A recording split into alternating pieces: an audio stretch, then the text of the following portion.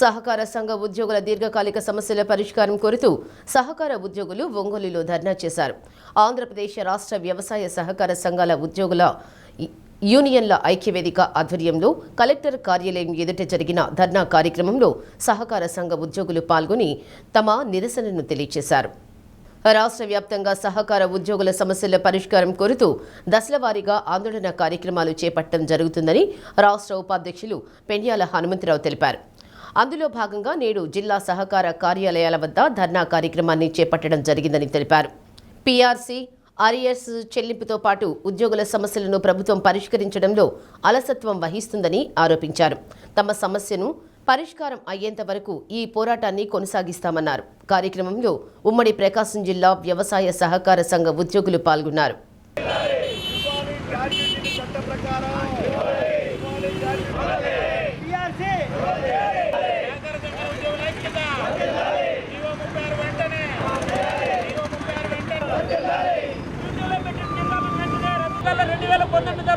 నియమించబడిన ఉద్యోగులను సహకార సంఘాల్లో 2019 తర్వాత నియమించబడిన ఉద్యోగులను సహకార సంఘాల్లో 2019లో ఇచ్చినటువంటి తార్టిస్ జీవోని పూర్తిగా అమలు చేయాలనేది మా ప్రధాన డిమాండ్.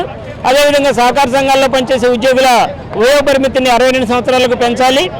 ఇక 2019, 2024లో పీఆర్సీ వేతన సవరణ ప్రకారం అందరికీ జీతభత్యాలు చెల్లించాలి. అదేవిధంగా సహకార సంఘాల్లో పనిచేసే ఉద్యోగుల జీతభత్యాలని డ్యూటీ పొద్దుల్లో పెట్టి ఇబ్బందులకు గురి చేయడం జరుగుతూ ఉంది. ఈ డ్యూటీ పొద్దుల్ని తొలగించాలని చెప్పి ప్రధానంగా డిమాండ్ చేస్తూ ఉన్నాము.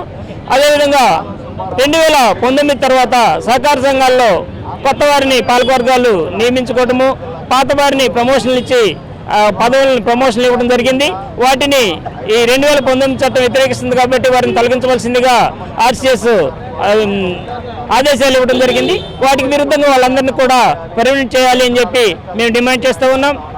అదేవిధంగా ఈ సహకార సంఘాల్లో ఉన్నటువంటి మూల వేతనం షేర్దానం మీద ఆప్కాబు 6% డివిడెండ్ కానివ్వండి, వడ్డీ కానీ ఇవ్వాలి అని చెప్పి ఇచ్చి సహకార సంఘాలను ఆదుకోవాలని చెప్పుకోవడం జరిగింది. కానీ పీడీసీ బ్యాంకులు ఆ వడ్డీలు కానీ డివిడెండ్లు కానీ సహకార సంఘాలకు ఇవ్వడం జరగలేదు.